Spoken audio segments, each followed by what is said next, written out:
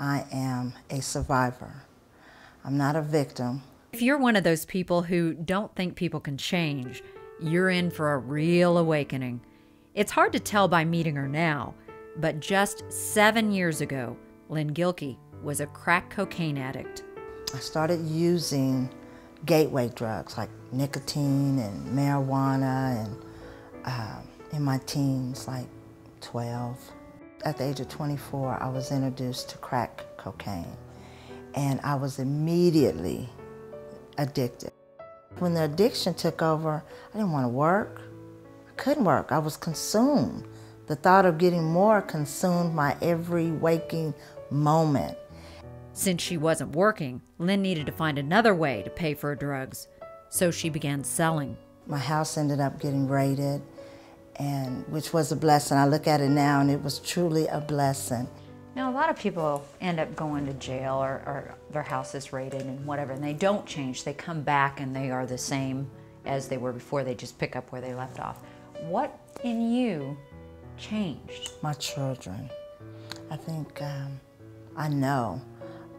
When they raided my house, my daughter, my youngest, she was 6 months, and realizing that I may not see her until she's an adult. And I was looking at a 15 to life sentence, and in that jail cell, I just surrendered, and I made a commitment to my Lord to change my life, and if He would allow me to get out of that situation that I was in, that I would use my life experience to help other women. How many times had you gotten in trouble and gone right back? Sarah, I can't even count. I had gotten arrested before, and you know, I was in the back of the police car, and I would say, Lord, if you get me out of this situation, I'll change. But it was something about that situation that my heart was different. I had a sincere heart. Throughout this interview, what impressed me most was the fact that Lynn takes responsibility for her actions and refuses to blame anyone or anything for what happened in her life. And just so you know, it was a tough life, one you need to know about to understand what it took for her to overcome and succeed. Lynn was one of 8 children who was born to a woman who died during childbirth. My mother passed away when I was 3. We had to go live with a family member, an extended family member, and there is where the abuse started. It started there, and it continued. Oh, it continued for years. 7 years, to be exact. Lynn was 10 when her father remarried and brought her and her brothers and sisters home again. As if being abused wasn't bad enough, after returning home, Lynn was raped. Then, years later, Lynn found herself in front of a judge. Despite the fact that she faced 15 years to life in prison, Lynn says the judge ended up sentencing her to 18 months probation instead. I knew it was a blessing, and I knew it was my opportunity to change my life. And change her life she has. With the help of organizations like Dress for Success, Lynn has put all of that behind her. Hi. Hi. I'm Karen. Dress for Success has just been a blessing. They saw some leadership skills in me that at the time my self-esteem was really low. I couldn't see past my situation, let alone see anything good about myself. Dress for Success provides more than just clothes, although that is part of the program. The organization also gives these women important life skills. Over here and right along here. Yeah, I'm about in the 18. Dress for Success taught me some business etiquette and resume building and interviewing skills, and I was able to connect with other women that had difficulties in their lives, and we networked and we encouraged each other. After taking part in the program, Dress for Success sent Lynn to a Success Summit meeting in Washington, D.C.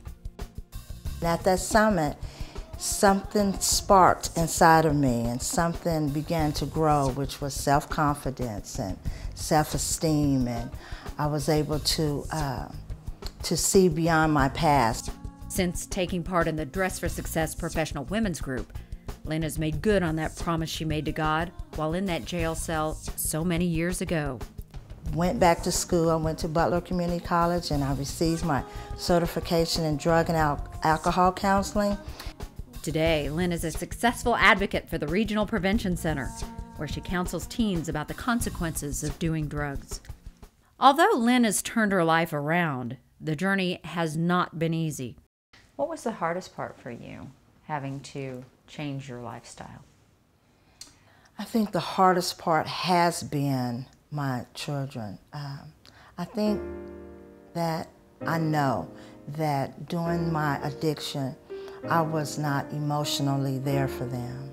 I was consumed, I was selfish. And I think that that damaged them in some way. So rebuilding that relationship with my kids, it has been difficult. And since she's a convicted felon, it's been difficult finding jobs. I know I've changed. I know I'm forgiven, but it takes a while for society, I think, to kind of look at felons in a different aspect. But I don't let that hold me back. That's not an excuse. That's not an excuse. I just keep going. Lynn says she's learned a lot along the way. One of the major lessons was the power of forgiveness, which she has even extended to the man who raped her. I had an opportunity to face that young man again, and I was able to forgive him because I knew that in order for me to move on, to move forward with my life, I had to forgive because I had done things in my life that I needed someone to forgive me for. So how can I not forgive, and how can I ask someone to forgive me? Lynn says she was also able to forgive the person who abused her as a child. It was only through the grace of God that I was able to do that. For me, and I have to just speak for me, it seemed like I was just dragging a big ball. Everywhere I went, I was dragging this big ball of guilt, of shame, of pain, of anger. And it was, when I forgave that person, it was like that weight was lifted. He hugged me, and when he hugged me, he whispered in my ear, "Thank you." Because I don't know what he had been through. I don't know what caused him to do what he did, but maybe he was abused. Abuse is a cycle, and someone has to end the cycle. And by forgiveness, that releases it. I'm free, he's free, and we can move on.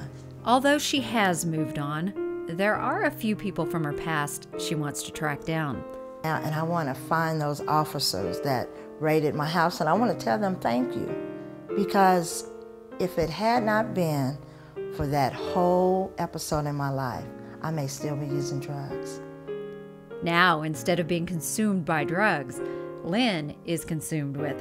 My mission is just to give back to other women that have went through similar situations. Who better can understand their pain than someone that's been through the situation? And someone who's come out better on the other side. I had to look at my life and my situation as not in vain. It didn't go in vain. And what people meant for bad, God was able to turn that around into something good. And it is good. And I go to treatment centers, and I go to homeless shelters, and I talk to women and anybody that'll listen. That if I can do it, anybody can.